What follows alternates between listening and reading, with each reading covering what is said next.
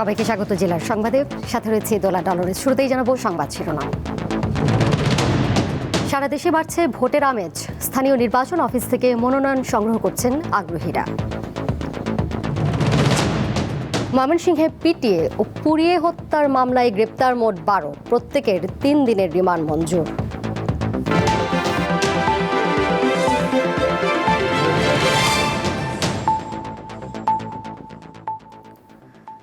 সারা দেশে ত্রয়োদশ জাতীয় সংসদ নির্বাচনের সম্ভাব্য প্রার্থীরা স্থানীয় নির্বাচন কমিশন থেকে মনোনয়নপত্র সংগ্রহ করছেন।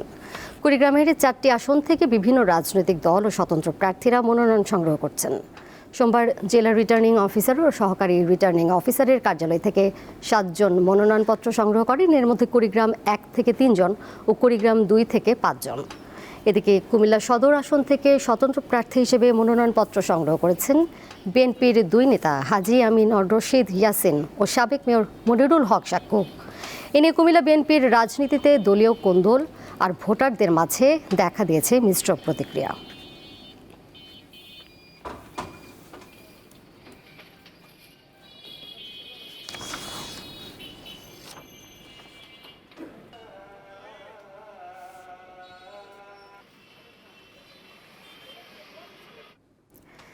এ বিষয়ে আরো জানাতে কুমিল্লা থেকে আমার সাথে এই মুহূর্তে যুক্ত রয়েছেন সহকর্মী শাকিল মোল্লা। তার কাছে যাচ্ছে। শাকিল, যেটি বলছিলাম যে একই দল থেকে স্বতন্ত্র প্রার্থী হিসেবে 2 জন মনোনয়নপত্র এর মধ্যে সংগ্রহ করেছেন। এ নিয়ে স্থানীয়দের মাঝে প্রতিক্রিয়া কেমন দেখছেন জানাবেন। এছাড়া অন্যান্য দলগুলোর কি অবস্থা, এ পর্যন্ত কতজন মনোনয়ন নিয়েছেন?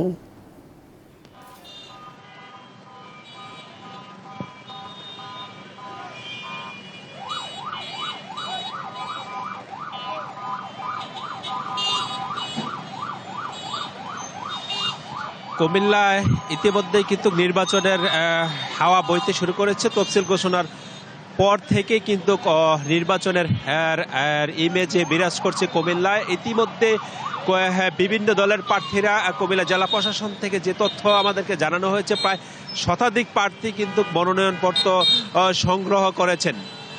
আমরা জানতে পেরেছি যে প্রার্থীদেরকে আইনশৃঙ্খলা বিষয়ে প্লাস এর মধ্যে যে নির্বাচন আচরণবিধির এই বিষয়ে কিন্তু বলা হয়েছে। আমরা দেখেছি তফসিল ঘোষণার 48 ঘন্টার মধ্যে প্রার্থীদের ব্যানার ফিস্টুন কিন্তু কুমিল্লা থেকে সরিয়ে নেওয়ার ঘোষণা দেওয়া হয়েছে। এর মধ্যে কিন্তু অনেক প্রার্থী তাদের এই প্রচার প্রচারণাগুলো সরিয়ে নেননি। আমরা দেখেছি জেলা প্রশাসন এবং নির্বাচন কমিশনের যৌথভাবে আজকে কিন্তু কুমিল্লার কান্দিরপাড় থেকে রেল স্ট্যান্ড পর্যন্ত কিন্তু সড়কের ফেস্টুন এবং প্রচার আর লিফলেটগুলো সরিয়ে নিয়েছেন।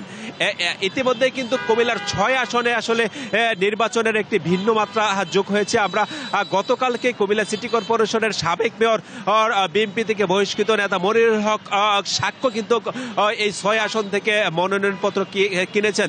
তিনি আজকে কিন্তু তার বাসভবনে সকাল 11:30টার দিকে একটি সংবাদ সম্মেলন করে এই মনোনয়নপত্র কেনাহেনার বিষয়ে তিনি দুঃখ প্রকাশ করেছেন এবং তিনি বলেছেন যে তিনি বিএনপির বাইরে গিয়ে নির্বাচন করতে আগ্রহী নয়। তবে তিনি বিএনপির অপরনেতা চেয়ারপারসনের উপদেষ্টা হাজী আমিনুর রশিদ ইয়াসিন এর বিপক্ষে নির্বাচন করার জন্য প্রস্তুত রয়েছেন।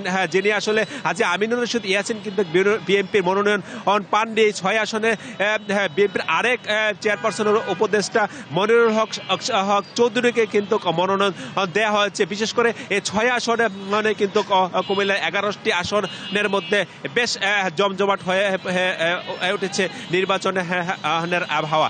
এই ছিল কুমিল্লা থেকে আমার কাছে সবশেষ। সরাসরি যুক্ত ছিলেন সহকর্মী শাকিল মোল্লা। প্রধান নির্বাচন কমিশনার এএমএম নাসিরউদ্দিন বলেছেন, আগামী নির্বাচন উৎসব মুখর পরিবেশে হবে। ভোটের দিন যত ঘনিয়ে আসবে আইনশৃঙ্খলা পরিস্থিতি তত ভালো হবে, মানুষের ভয় কেটে যাবে। সোমবার রাজধানীতে পোস্টাল ব্যালট বিদেশে পাঠানোর কার্যক্রম পরিদর্শন শেষে তিনি বলেন, বর্তমান নির্বাচন কমিশনের উপর জনগণের আস্থা আছে। প্রথমবারের মতো প্রবাসে থাকা বাংলাদেশিরা ডাকযোগে ত্রয়োদশ সংসদ নির্বাচনে ভোট দিতে পারবেন। এখন পর্যন্ত 5,75,000-এর বেশি নাগরিক পোস্টাল ভোট বিডি অ্যাপের মাধ্যমে নিবন্ধন করেছেন। নিবন্ধন শেষ হতে যাচ্ছে 25 ডিসেম্বর। অ্যাপের নাম তালিকাভুক্ত প্রবাসীদের বিদেশের ঠিকানায় ব্যালট পেপার পাঠানোর কার্যক্রম চলছে। সোমবার রাজধানীর তেজগাঁওয়ে বাংলাদেশ ডাক বিভাগের মেল প্রসেসিং সেন্টারে পোস্টাল ব্যালট বিদেশে পাঠানোর কার্যক্রম পরিদর্শন করেন প্রধান নির্বাচন কমিশনার। পরে গণমাধ্যমকে সিইসি বলেন, এই পোস্টাল ব্যালটের মডেল বিশ্বে দৃষ্টান্ত হয়ে থাকবে। বছর যত দিন যাবে এটা আরো উন্নত হবে, আমাদের সিস্টেমটা আরো ডেভেলপ করবে। আমরা আশা করি ইনশাল্লাহ এটা সবাই মিলে আরো এটাকে উন্নত, আগামীতে যখন ইলেকশন হবে এটা আরো সুন্দর হবে, আরো উন্নততর হবে, আরো কভারেজ আরো বাড়বে। ভোটের পরিবেশ নিয়ে প্রার্থীদের উদ্বেগ প্রসঙ্গে জানতে চাইলে সিইসি বলেন, দেশের মানুষ নির্বাচন চায়, উৎসব মুখর পরিবেশে ভোট হবে। জাতিকে আমরা একটা মেসেজ দিয়েছি যে আমরা সবাই এক, ইলেকশনের ব্যাপারে সবাই এক। ভোটের দিন ঘনিয়ে আসবে, আপনারা দেখবেন ইনশাল্লাহ আইন শৃঙ্খলা পরিস্থিতি উন্নতি হবে। ভোটের শান্তিপূর্ণ পরিবেশ নিশ্চিত করতে আইন শৃঙ্খলা রক্ষাকারী বাহিনীকে যথাযথ ব্যবস্থা নেওয়ার নির্দেশ দেওয়া হয়েছে বলে জানান সিইসি। শিউলি শবনম, দীপ্ত সংবাদ, ঢাকা। খুলনার সোনাডাঙ্গায় জাতীয় নাগরিক পার্টি এনসিপি নেতা মোতালিব শিকদার গুলিবিদ্ধ হয়েছেন। সোমবার বেলা 12:15টার দিকে সোনাডাঙ্গা থানার শেখপাড়া এলাকায় আল আকসা মসজিদের পাশে এই ঘটনা ঘটে। গুরুতর আহত অবস্থায় তাকে খুলনা মেডিকেল কলেজ হাসপাতালে নেওয়া হয়। চিকিৎসক জানিয়েছেন, গুলি মোতালিব শিকদারের মাথার বাম পাশে বিদ্ধ হয়েছে। জরুরি বিভাগে আনার সময় তার প্রচুর রক্তক্ষরণ হচ্ছিল, তবে তিনি এখন শঙ্কামুক্ত। গুলিবিদ্ধ মোতালেব খুলনা বিভাগীয় জাতীয় শ্রমিক শক্তির আহ্বায়ক ও জাতীয় নাগরিক পার্টির কেন্দ্রীয় সংগঠক। পুলিশ ঘটনাস্থল পরিদর্শনকালে মাদক ও গুলির খোঁজা পেয়েছে। মাদক নিয়ে এই হামলার ঘটনা হতে পারে বলে ধারণা পুলিশের। হামলাকারীদের গ্রেপ্তারে অভিযান চালাচ্ছে পুলিশ।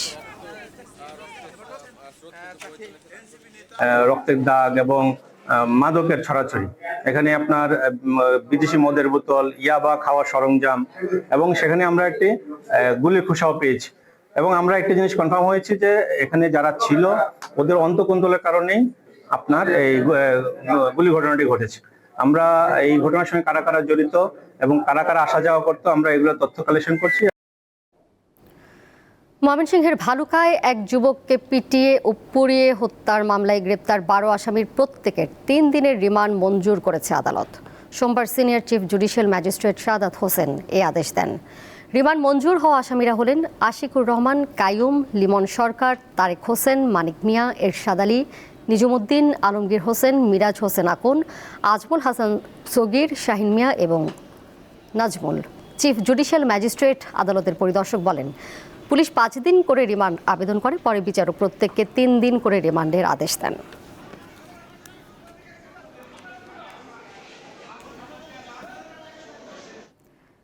সাভারে ডাকাতির প্রস্তুতিকালে 5 ডাকাত ও চিহ্নিত 3 মাদক ব্যবসায়ীকে গ্রেপ্তার করেছে গোয়েন্দা পুলিশ। সোমবার সকালে ঢাকা জেলা উত্তরের গোয়েন্দা পুলিশ কার্যালয়ে সংবাদ সম্মেলনে জানানো হয়, গতরাতে সাভারের ইয়ামিন চত্বরে অভিযান পরিচালনা করে পেশাদার 5 ডাকাত সদস্যকে গ্রেপ্তার করা হয়। এ সময় তাদের কাছ থেকে একটি চাকু সহ ডাকাতির কাজে ব্যবহৃত সরঞ্জাম জব্দ করা হয়। পৃথক অভিযানে আশুলিয়ার উত্তর গাজীর চট এলাকা থেকে 520 লিটার চোলাই মদ, 520 লিটার জাওয়া মদ ও মদ তৈরির সরঞ্জাম সহ 3 মাদক ব্যবসায়ীকে গ্রেপ্তার করা হয়।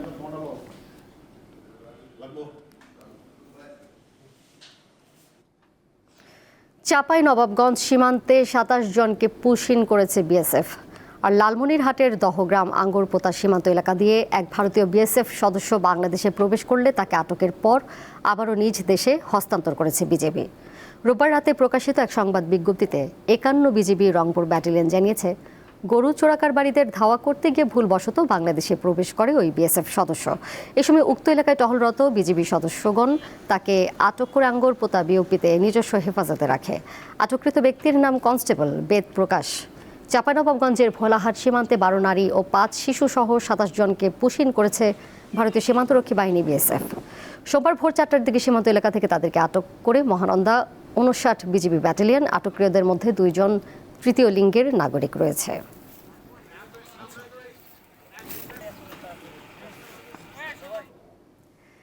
এবার কেওয়াই স্টিল চট্টগ্রাম সংবাদ।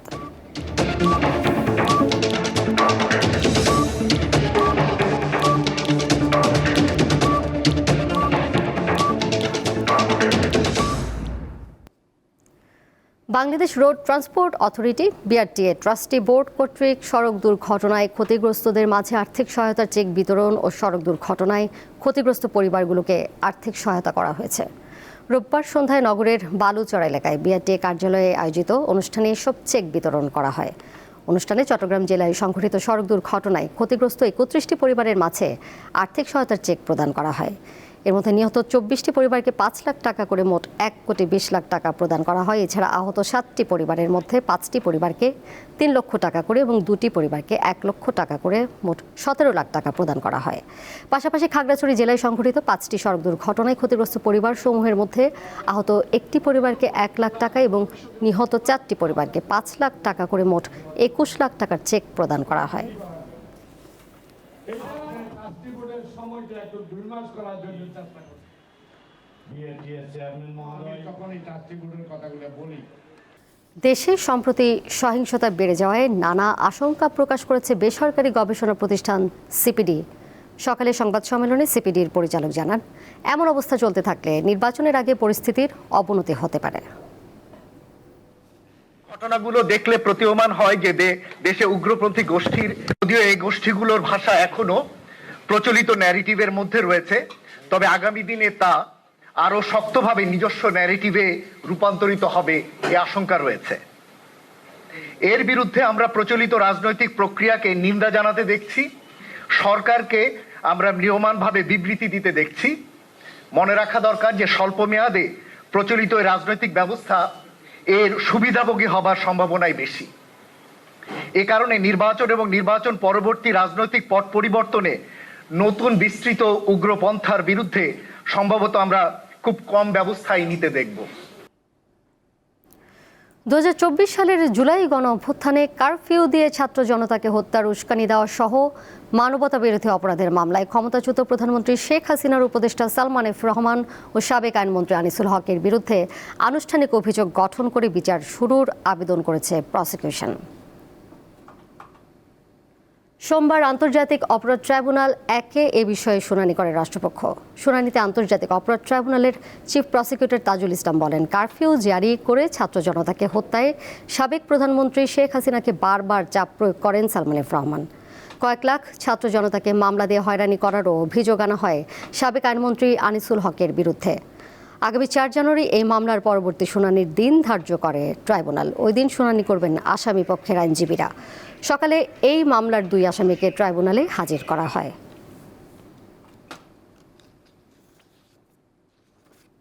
তারা পরিকল্পনা করেছেন যে কিভাবে আন্দোলন দমনে কোথায় কিভাবে অপারেশন হবে, কি অস্ত্র ব্যবহার হবে, কিভাবে হত্যা করা হবে, কাদের বিরুদ্ধে মিথ্যা মামলা দায়ের করা হবে এবং কিভাবে তাদেরকে জেলে রাখা হবে, রিমান্ডে নেওয়া হবে, এই সব কিছুর পরিকল্পনা এই 2 জন আসামির মধ্যে তারা করেছেন। আমরা তাদের বিরুদ্ধে 5টি অভিযোগ গঠনের জন্য প্রেয়ার করেছি। আদালত সব কিছু দেখেছেন, শুনেছেন। আমরা আশা করছি ডিফেন্স সাইডের শুনানি শেষে এই আসামিগণের বিরুদ্ধে আনুষ্ঠানিক অভিযোগ গঠন হবে। মাঝারি শৈত্যপ্রবাহ চলছে দেশের উত্তরাঞ্চলের কয়েকটি জেলায়। দিন ও রাতের তাপমাত্রা উল্লেখযোগ্যভাবে কমে গেছে। পঞ্চগড়ে সকাল 9টায় সর্বনিম্ন তাপমাত্রা 12 ডিগ্রি সেলসিয়াস রেকর্ড করেছে তেঁতুলিয়া আবহাওয়া অফিস। একই সময় নওগাঁয়ে তাপমাত্রা 12.1 ডিগ্রি সেলসিয়াস পরিমাপ করা হয়। ঠাকুরগাঁওয়ে ভোর থেকে দুপুর পর্যন্ত ঘন কুয়াশায় ঢাকা থাকছে বিস্তীর্ণ এলাকা। শীতের তীব্রতায় সবচেয়ে বেশি ভোগান্তিতে পড়েছেন নিম্ন আয়ের মানুষ, দিনমজুর, কৃষি শ্রমিক, ভ্যান ও রিক্সা চালকরা। অনেকেই প্রয়োজন ছাড়া ঘর থেকে বের হচ্ছেন না। গৃহহীনরা চরম দুর্ভোগে পড়েছেন। বিভিন্ন জেলায় শীতজনিত রোগে বেশি আক্রান্ত হচ্ছেন শিশু ও বয়স্করা।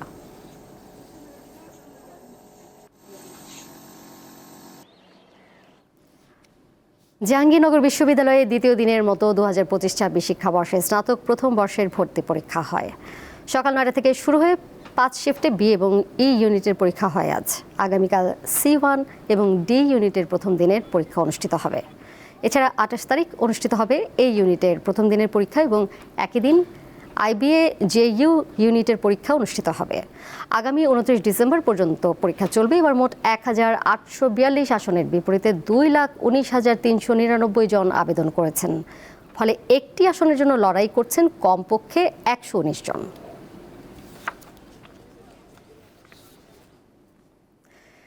গাইবান্ধায় যমুনার চরে বাদাম চাষ করে ভাগ্য বদলের চেষ্টা করছেন কৃষকরা। অন্য ফসলের তুলনায় লাভ হচ্ছে বেশি। আবহাওয়া অনুকূলে থাকায় এবছর বাম্পার ফলনের আশা করছেন চাষিরা। বন্যার পর বালু জমে যমুনা নদীর চরে প্রায়ই অনাবাদি হয়ে পড়ত। তখন ফসল ফলানো কঠিন হতো। কিন্তু সময়ের বিবর্তনে জেগে ওঠা চরগুলোতে এখন সবুজের সমারোহ। বাদাম গাছের লতাপাতার চাদরে ঢেকে আছে যমুনার বিস্তীর্ণ চর। চলতি মৌসুমে গাইবান্ধার ১৬৫৫ হেক্টর জমিতে বাদাম চাষ হয়েছে। এবছর আবহাওয়া অনুকূলে থাকায় এবং চরের জমি বাদাম চাষে উপযোগী হওয়ায় বিঘা প্রতি ৫ থেকে ৬ হাজার টাকা ব্যয়ে ১০ থেকে ১২ মণ বাদাম উৎপাদনের আশা করছেন কৃষকরা। ভাই এবছর বাদাম করছি ৪ থেকে ৪.৫ বিঘা জমির মধ্যে। বাদাম অন্যান্য বছর করছে তুলনামূলক বছর আগুর বাদাম গুলা খুবই ভালো। খরচ কম, পানি লাগে না, সেচ দেওয়া লাগে না, সার দেওয়া লাগে না। এটা কোনো ভাইরাস নাই, এটা খুব শান্তশিষ্ট আবাদ। মজুর থেকে ভুট্টার থেকে বাদামের লাভ আছে। কৃষকদের উন্নত জাতের বাদাম চাষে উদ্বুদ্ধ করার পাশাপাশি সার্বিকভাবে সহযোগিতার আশ্বাস দেন এই কৃষি কর্মকর্তা। আমরা প্রণোদনা কর্মসূচির আওতায় আমরা বাদাম প্রণোদনা দেই, কৃষক যাতে উন্নত মানের জাত পায়, সেই জাত যাতে পরবর্তীতে আবাদ করতে পারে। চরাঞ্চলে উৎপাদিত বাদামের চাহিদা দেশ জুড়ে। স্বল্প খরচে বেশি লাভ হওয়ায় বাদাম চাষের প্রতি আগ্রহ হচ্ছেন গাইবান্ধার কৃষকরা। সাদিয়া চৌধুরী, দীপ্ত, বার্তা কক্ষ। সাভারে বর্ণাঢ্য আয়োজনের মধ্য দিয়ে শেষ হলো 3 দিনব্যাপী SCP/SCCC national cultural fest 2025। Savar cantonment public school ও কলেজের কালচারাল ক্লাবের আয়োজনে সোমবার কলেজ মাঠ প্রাঙ্গণে হয় সমাপনী অনুষ্ঠান। এতে সভাপতিত্ব করেন প্রতিষ্ঠানের বাংলা বিভাগের প্রভাষক শেখ আবদুল্লাহ আল কাফি। প্রধান অতিথি হিসেবে উপস্থিত থেকে উৎসবের আনুষ্ঠানিক সমাপনী ঘোষণা করেন জাহাঙ্গীরনগর বিশ্ববিদ্যালয়ের উপাচার্য ডক্টর সোহেল আহমেদ। বিশেষ অতিথি হিসেবে উপস্থিত ছিলেন প্রতিষ্ঠানের অধ্যক্ষ কর্নেল আবু নাসের তালুকদার PSA। 3 দিনব্যাপী জাতীয় সাংস্কৃতিক উৎসবে দেশের শতাধিক স্কুলের শিক্ষার্থীরা অংশগ্রহণ করেন।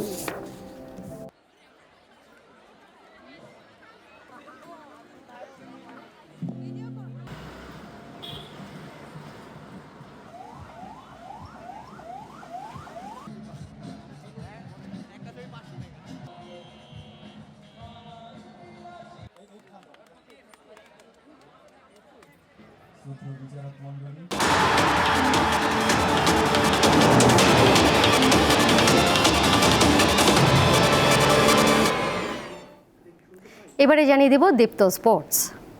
BPL এর মূল আসর শুরুর আগে নিজেদের ঝালিয়ে নেওয়ার ম্যাচে জয় পেয়েছে রাজশাহী ওয়ারিয়র্স। রংপুর রাইডার্সকে 5 উইকেটে হারিয়েছে তারা। নিজেদের অনুশীলন ভেন্যু বসুন্ধরায় টস হেরে আগে ব্যাট করে নির্ধারিত ওভারে 5 উইকেট 136 রান সংগ্রহ করে রংপুর রাইডার্স। সর্বোচ্চ রান সংগ্রহ করেন পাকিস্তানি ব্যাটার ইফতেখার আহমেদ, তার ব্যাট থেকে আসে 58 রান। এছাড়াও তাওহিদ হৃদয় 26 এবং মৃত্যুঞ্জয় চৌধুরী করেন 21 রান। জবাবে শুরুটা সাবধানী ছিল রাজশাহী ওয়ারিয়র্সের। ওপেনার তানজিদ হাসান তামিম খেলেন 31 রানের কার্যকর ইনিংস। 34 রান করেন অধিনায়ক নাজমুল হোসেন শান্ত। শেষ দিকে আকবর আলীর অপরাজিত 25 রানে 5 উইকেট হারিয়ে জয় তুলে নেয় ওয়ারিয়র্স। এবারে চালিয়েছেন, একটু চেঞ্জ অফ পেস, শেষ জানাতে লেগে। সংবাদ শেষ করব, তবে যাবার আগে শিরোনামগুলো জানিয়ে দেব আরও একবার। সারা দেশে বাড়ছে ভোটের আমেজ। স্থানীয় নির্বাচন অফিস থেকে মনোনয়ন সংগ্রহ করছেন আগ্রহীরা। খুলনায় এনসিপি নেতা মোতালেব গুলিবিদ্ধ, তিনি খুলনা বিভাগীয় জাতীয় শ্রমিক শক্তির আহ্বায়ক। ময়মনসিংহে পিটিয়ে পুড়িয়ে হত্যার মামলায় গ্রেপ্তার মোট 12, প্রত্যেকের 3 দিনের রিমান্ড মঞ্জুর। এই ছিল এখনকার মতো। এরপরে সংবাদ দেখবেন সন্ধ্যা 6:40। এছাড়াও আরও তথ্য এবং বিনোদনের নানা খবর জানতে যুক্ত থাকুন দীপ্তর ডিজিটাল প্ল্যাটফর্মে। ধন্যবাদ সবাইকে।